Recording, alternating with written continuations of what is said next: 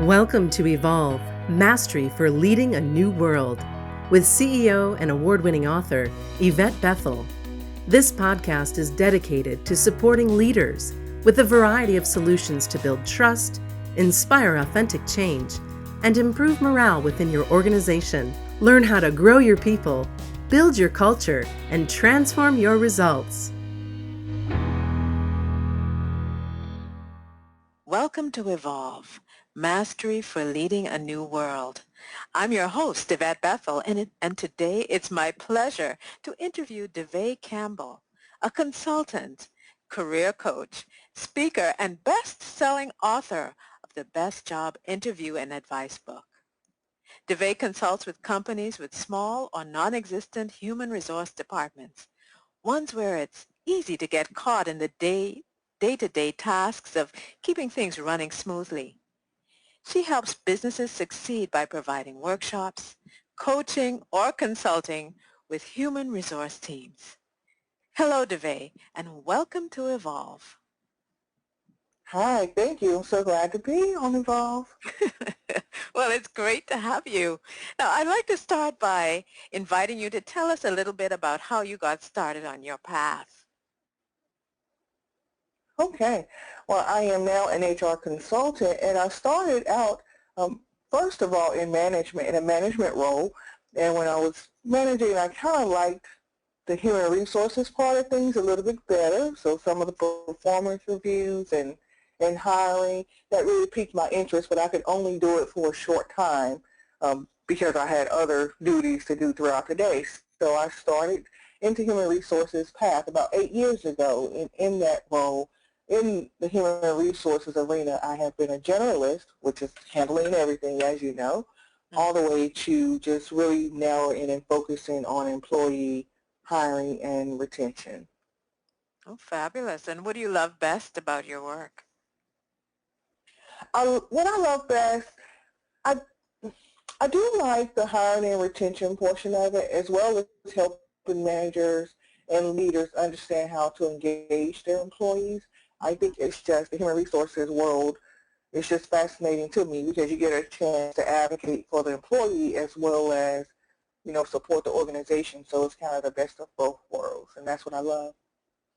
Now, you mentioned engagement, and there are different international surveys that consistently demonstrate low employee engagement around the world. Engagement is a critical consideration because it's directly linked to performance and results. What experience do you have with employee engagement? As a generalist and supporting managers and employees, I have went into different departments that were having low engagement. I've also analyzed and reviewed some of the internal engagement scores as well as external, like the Gallup poll, and then trying to work with management and the teams to develop, higher engagement and to understand what the core problems are that's keeping employees disengaged and kind of working on strategies to get them to a different place. Now, from your perspective, what are some of the signs of a disengaged employee? A disengaged employee can be indifferent. They really don't care one way or the other. And you think, well, as long as they say they don't care, that's great. But in actuality, if they're just, if things that matter one way or the other, a disengaged employee will not speak up in meetings or give their input. They'll also shy away from the team. When it comes to any kind of team functions, positive team functions, they shy away from that. They might also start having productivity problems, and attendance problems is a big sign, and then just been overall negative, negative in spite of, even if something great is happening for an organization or an employee, they have a negative spin on it always. And what are the dangers of having a disengaged employee on a team? The main danger of a disengaged employee is that they will, whatever your business is, there's for an employee dealing with your customers, or even if they're on the back end, being disengaged will cause them to have more errors It would also have them in a place of being indifferent, and that can come across with the employees, the coworkers, and your clients. And then it'll eventually affect your bottom line. And then another situation that you'll run into if an employee is disengaged is that they'll start to really disrupt the teams and maybe turn some other team members against the company as well. Then you have a group of disengaged employees. In your experience, what are some of the things that employers have done or you've helped with to kind of transition employees from being disengaged to being engaged? One of the main factors that I think plays a huge part in that is just being trustworthy and open and transparent. So sometimes that includes gaining their trust by sharing maybe your numbers, or no matter how bad or how good a situation is, just including the employees. And it's one thing to listen to their voice and say, hey, you know what, we have this suggestion box and we want you to put something in it, but you never ever address anything. And then they start feeling like you don't care, so they don't care. One of the biggest things that I don't think people realize is that a lot of disengagement, or engagement for that matter, can occur at the point of onboarding a new employee. So the more and the quicker you can get them kind of acclimated into your system and learning their role and meeting their teammates and feeling a part of the team, you can connect with them from the beginning. But of course, after they've been there a long time, then you have to, kind of do some course corrections. But if you can have a strong onboarding, welcoming, even mentor programs, and things like that can really get things on the right track from the beginning. You mentioned onboarding and connecting with teams, and I believe connection is really very important. Now, you also mentioned that mentoring is one way that the connection can be established.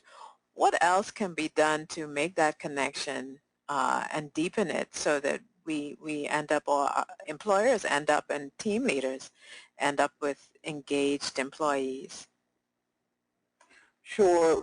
One thing is just really showing the person that you care about them beyond work. So if you can develop a program that allows an employee to feel like you're supportive of their entire self, be it their families or their other professional and personal development, then they don't feel like there's just a number or just a dollar sign to you to make you money, that it's actually a two-way investment. And then you start to get ambassadors, for you that can kind of just rally out for you with other employees and kind of create a community, I would say, within your employee group, a family community within your groups. I like the idea of community and as opposed to saying teams. What is the difference between a community and or what makes a team a community?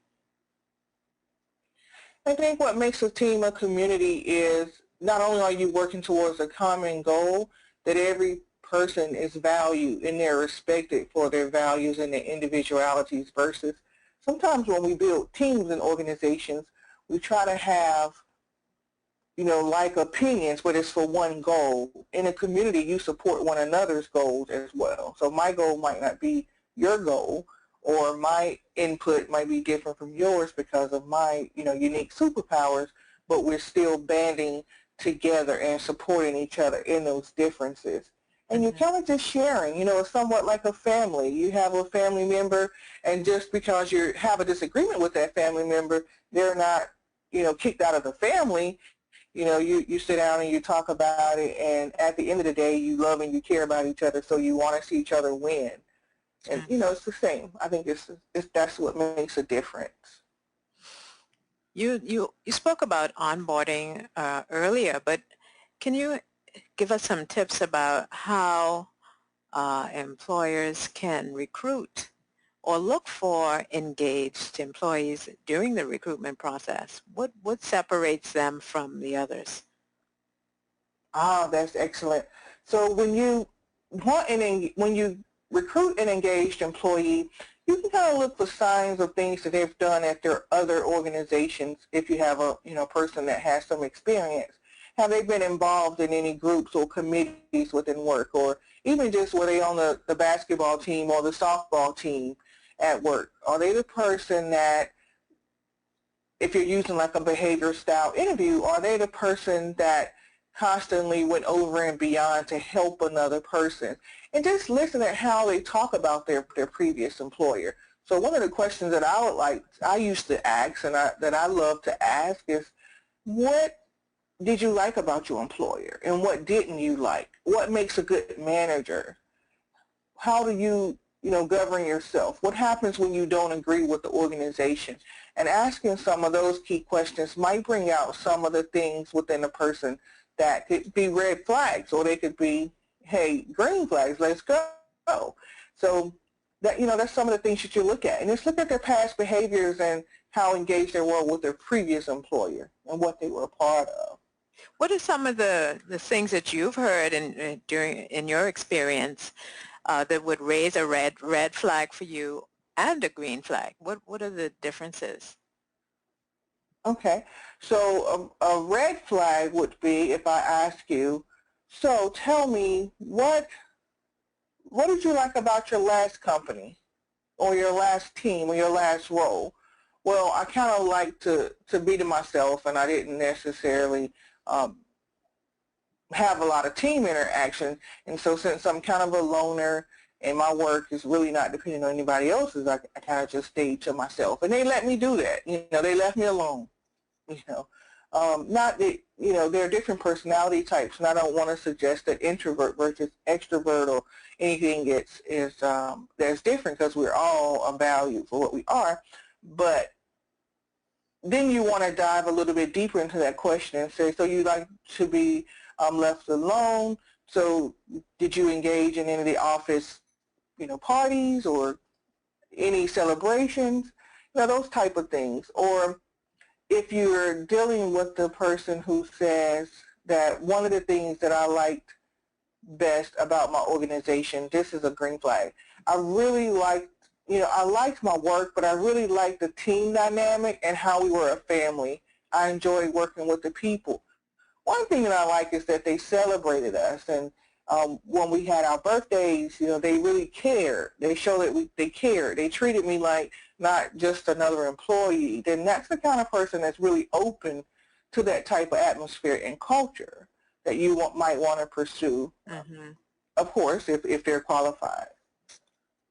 Now, you mentioned behavioral style interviews. What are the different types of interviews, and what separates the behavioral from the rest? So any interview questions, a line of questions, you can have a closed type of question where you're just a yes or no answer. And then if you leave it open-ended, the person is just free to kind of dialogue and conversate, as they wish when they're sharing. But in the behavior style interview, it's very structured. So you're looking for the situation or task that the person took in a particular incident, and then the action, and then the result. And so what the theory is behind the behavior-based interviewing is that past behaviors are going to predict future behaviors. So when you're asking a person, so tell me about a time where you went over and beyond for a team member, then you want one specific time versus leading that person. Because if I said, Yvette, I want to know, if you had a team member that needed you to stay late for them because they had things to do, would you do that? And of course you're going to say yes. But if I ask you, that's a closed question.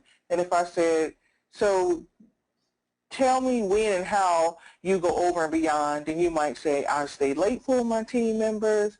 There are times when I am not really feeling well, but I really push hard, or one of my team members was kind of not meeting the deadlines and I jumped in. So you're just kind of giving me different thoughts. But if I narrow you down and tell you to tell me about a time, then what I'm looking for in the situation and the action and the result is, Devay, there was this one time I had this coworker, Sarah. She was really feeling ill, but she had to meet a client. I know that Sarah was really feeling bad, and she's my team member, and even though it wasn't my work, that I wanted to jump in and really help Sarah out to meet her deadline so that she can go home and take care of herself. Mm-hmm. And then the result was that I ended up clicking with her client, and she ended up meeting her goals, and she was able to take much needed rest. And the next day, she brought me a thank you card for helping her out. So you're bringing out that specific thing. So in addition to how you interview, what are some of the other strategies and tips listeners can use to engage or re-engage employees? Re-engage employees by finding out what motivates them, because it's not always the money, and sometimes you make the mistake, as we all do and have done, that if you give a person another raise or another bonus, then they're going to be engaged. But find out. It could be as simple as a SurveyMonkey.com. You can create a 10-question questionnaire, and one of the questions should be, would you recommend someone to work here? And if the answer is no, then you need to really get to the bottom of why. And then just kind of asking questions. When I worked for a large medical hospital, I was tasked with Devay. You find out what motivates our employees other than money, because we were going through, it was state-funded. Yeah, it was state-funded hospital, pretty much. And so the state was going through a financial crisis, and we had to take a furlough. So they were taking money from our paychecks. Mm-hmm. And they still wanted us to be engaged and motivated. So it was my job to find out what other people wanted. And people want to be valued. People enjoyed gathering for the birthdays. We had, maybe everyone in June, we all had a cake and all got together to celebrate everyone's birthday in June. And then we did that for each month. They really liked it to get an email from the supervisor saying, hi, I just want to thank you for a great job. And they wanted public recognition and value. So don't overestimate money. Find out what motivates your people first, or you won't re-engage them. Find out what motivates your people first, or you won't re-engage them. With that, I'd like to thank you, Devay, for such an informative interview. Your insights and practical solutions will certainly help listeners to evolve. For more information about Devay, you can check out her website at DevayCampbell.com, DevayCampbell.com. To our audience, I'd like to say thank you for joining me at Evolve, Mastery for Leading a New World. Join me this and every Monday for a new podcast. In the meantime, remember, always continue to evolve. Thanks for listening to Evolve, Mastery for Leading a New World. Visit YvetteBethel.com to learn more about Yvette's leadership programs and to download her free gift, Success Tips for Igniting Your Career.